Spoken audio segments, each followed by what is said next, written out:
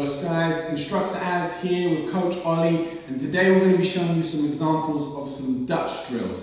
In particular, we're going to show you 4 different ways that you can work a Dutch drill. So you'll understand as we go through them, but you can actually put in some variations so that you can deal with very different situations within any given fighting scenario. So let's get started with the first one. This is probably going to be the one that you are most familiar with and the most basic type. And this is basically just going backward and forth in a closed stance. When I say a closed stance, I mean that we're both the same stance. In this instance, we've both gone right stance, we're both southpaw, so we're in what we call a closed position. Okay? What we're going to work from here is we're going to work a lead leg roundhouse kick to the side. Boom, and then the hands are going to come up and we're going to shoot a 1-2. Now you could obviously alternate with this with your partner back and forth. I'm just going to demo it for today so that you get a feel for it. So from here, I'm light on my feet ready. Ollie's just basically working his defense, putting his hands where they would be to defend these shots whilst effectively giving me the target. So I go lead leg up, 1-2 with the hands.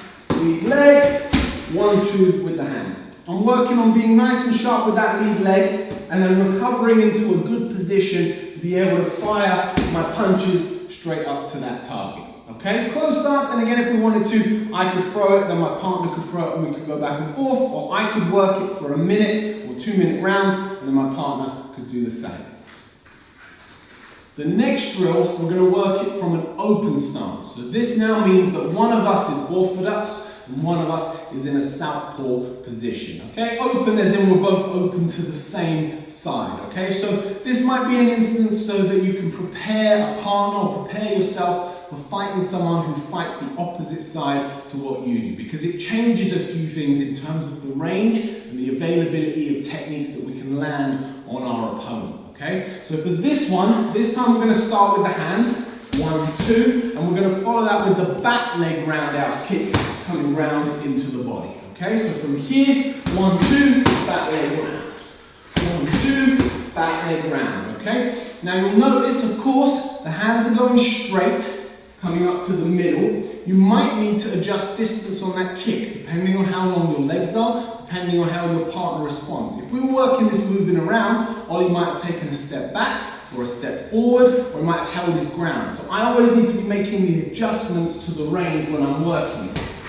Feeling it, reading it, and adjusting my position to make sure I land that kick exactly how I want to work it. And we spoke in a previous video about roundhouse kicks, making sure that we're turning that hip round into the target.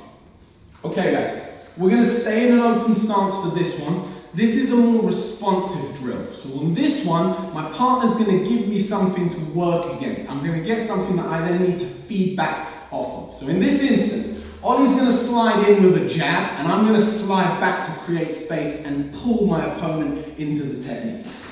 From here, he's then just going to bring his hands up for the target, and I'm going to step in, adjust my distance as necessary, and fire my 1-2. So if we reset that one, so what we're working here is effectively practicing some countering within the drill. From here, I slide back, keeping my guard up, maintaining my stance. And then from here, depending on how far I've slid out, how close my partner is, and what my range is, I need to make the necessary adjustment to reach that target and strike with my hands to the target. One more time from here, slide back, fire, 1-2. Okay, you can pick up the speed with that, of course. That will work from an open or a closed stance position. Okay guys, the last one we're going to do is an alternating drill. So we're going to go back to a closed stance position for this one. We're going to incorporate some leg kicks. With this one, partner A is going to be working one technique. Partner B is going to work a separate technique. And each time we do the drill, we're going to alternate what we're practicing. So for this one, partner A, which will be Ollie, is going to practice a 1-2 with his hands.